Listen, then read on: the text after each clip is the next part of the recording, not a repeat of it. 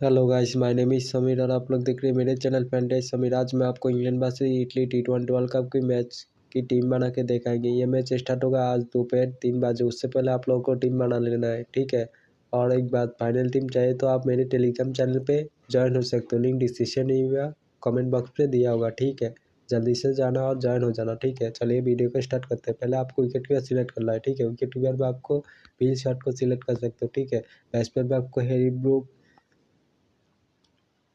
इसको इटली की बैट्समैन को आप इसको भी सिलेक्ट कर सकते हो, ठीक है। ऑलराउंडर में सर कॉर्नर, जे वार्टर, जे स्मिथ, लेन जॉनसन को भी सिलेक्ट कर सकते हो, ठीक है। और बॉलिंग में आपको जो क्राफ्ट राजेश रशीद, जी सिंह को सिलेक्ट कर सकते हो, ठीक है। कैप्टन आप इसको दे सकते हो, वाइस कैप्टन इसको दे सकते हो, ठीक है। और ये रहा मेरा फाइनल टीम। ऐसे ही टीम चाहिए तो मेरे चैनल को सब्सक्राइब कर सकते हो, बेल आइकन को ऑल पे सिलेक्ट कर सकते हो। वीडियो अच्छे लगे तो एक लाइक जरूर से करके जाना। धन्यवाद वीडियो इतना तक देखने के लिए।